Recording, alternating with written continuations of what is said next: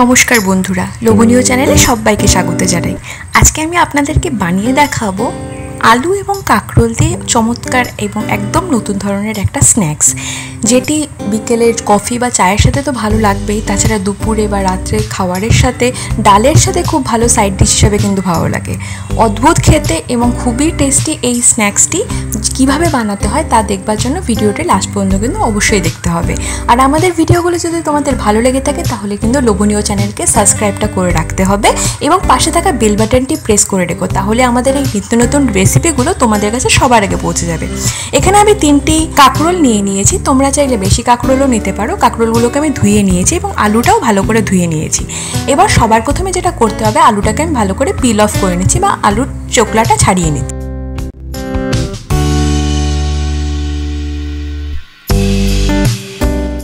আলুর চোকলা ছাড়ানোর পরে তারপরে একটি গ্রেটারের মাধ্যমে আলুটাকে এইভাবে একদম কুচি কুচি করে কেটে নিতে হবে।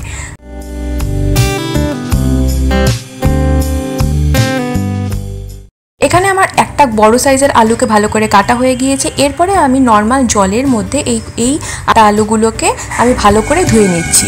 খুব ভালো করে ধুয়ে নিতে হবে যাতে আলুর ভেতরে থাকা স্টার্চটি যেন বেরিয়ে আসে। একবার ভালো করে ধুয়ে নিয়ে তারপরে আবার এটাকে কিছুক্ষণ জলের মধ্যে ডুবিয়ে রাখতে হবে, তাতে পুরোপুরি স্টার্চটা রিলিজ করে যাবে। এরপরে আমি কাঁকরোলগুলোকে ওপর এবং নিচের অংশটা কেটে নিচ্ছি।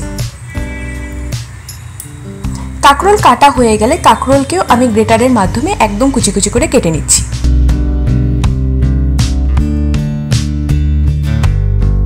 এখানে আমি একটা কাঁকরোল কেটে দেখালাম, এরপরে আমি দুটো কাঁকরোলও এইভাবে সেমভাবে কেটে নিচ্ছি। এখানে আমার সম্পূর্ণ কাঁকরোল কিন্তু কাটা হয়ে গিয়েছে। এরপরে আমি আমার মেইন প্রসেস স্টার্ট করব। তার আগে এখানে দেখো আমি সেকেন্ডবারও আলুটাকে ধুয়ে আবার জলে ভিজিয়ে রেখেছিলাম। এখানে কিন্তু আলু পুরোপুরি স্টার্চ রিলিজ করে দিয়েছে। এবার আমি আমার মেইন প্রসেস স্টার্ট করব।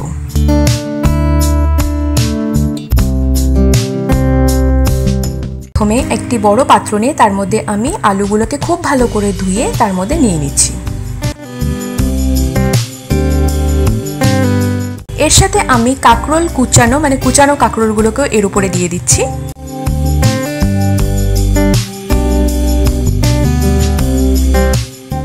এখানে আমি একটা বড় সাইজের পেঁয়াজকে একদম কুচি কুচি করে কেটে নিয়েছি, সেটাকেও এর সাথে মিশিয়ে দিচ্ছি। এরপর আমি এখানে 3 টেবিল স্পুন বেসন নিয়ে নিচ্ছি। তোমাদের যদি কারোর বেসন দিতে অসুবিধা থাকে বা বেসন না থাকে বাড়িতে, তাহলে তোমরা এর জায়গায় ময়দা ইউজ করতে পারো, কিন্তু ভুল করেও এখানে কিন্তু আটা ইউজ করবে না। এরপরে আমি একটু ক্রাঞ্চিনেস আসার জন্য 3 টেবিল চামচ এখানে আমি চালের গুঁড়ো দিয়ে দিচ্ছি।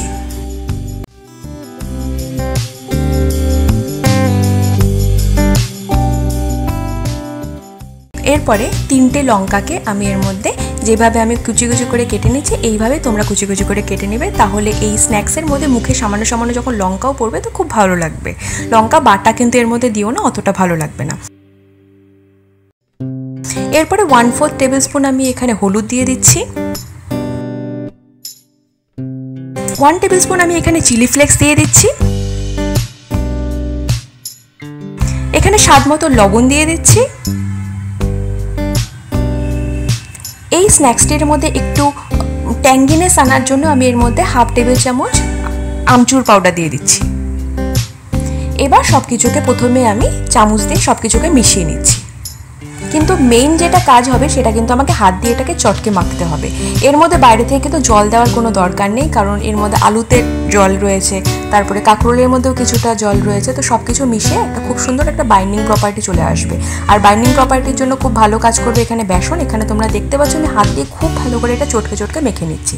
তোমরাও এটা হাত দিয়ে মাখবে, কারণ যদি তোমরা চামচ ইউজ করো, চামচ ইউজ করলে কিন্তু এই বাইন্ডিংটা খুব ভালো মতন আসবে না, সেই জন্য এখানে তোমরা হাত দিয়ে এইভাবে ভালো করে মেখে নেবে।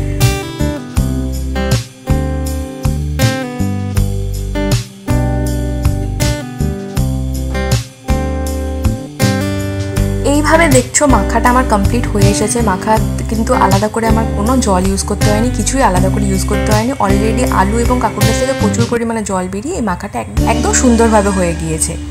এবার আমি আমার ফাইনাল স্টেপ শুরু করব। এখানে একটা পাত্রের মধ্যে আমি বেশ কিছুটা তেল নিয়ে নিয়েছি। এখানে আমি সাদা রিফাইন অয়েল ইউজ করেছি, সাদা তেল ইউজ করেছি। তার মধ্যে আমি একে একে করে এই পকোড়াগুলোকে ছেড়ে দিচ্ছি। আমি এখানে চামচের সাহায্যে ছোট ছোট পকোড়া বানাচ্ছি। তোমরাও বেশি বড় পকোড়া বানিও না, তাহলে ভেতর পর্যন্ত কিন্তু ভাজাটা ভালো মতন হবে না। ছোট ছোট পকোড়া বানাবে, একটু টাইম লাগবে, কিন্তু এরকম ছোট ছোট বানাবে।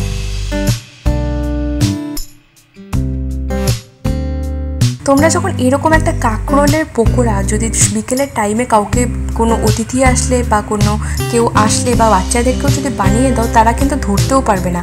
আর আমরা এরকম খুব করে থাকি যে বাড়িতে যখন কাঁকরোলগুলো একটু পেকে যায় তাহলে আমরা কাঁকরোলগুলোকে ফেলে দিই। এখন থেকে কিন্তু কাঁকরোল ফেলার কোনো দরকার নেই, ওই পাকা কাঁকরোলগুলোও তোমরা এইভাবে ইউজ করতে পারবে, আর অসম্ভব ভালো হয় খেতে।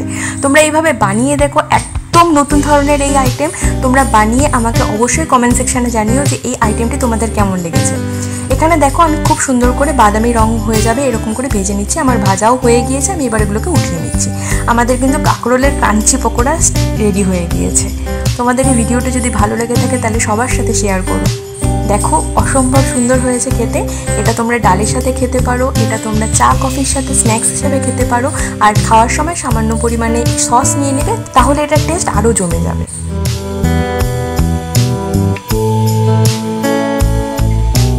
আমাদের সাথে এইভাবে থাকার জন্য অনেক অনেক ধন্যবাদ। আমাদের সাথে থেকো, পাশে থেকো, আর লোভনীয় চ্যানেলকে খুব ভালোবেসো। ধন্যবাদ।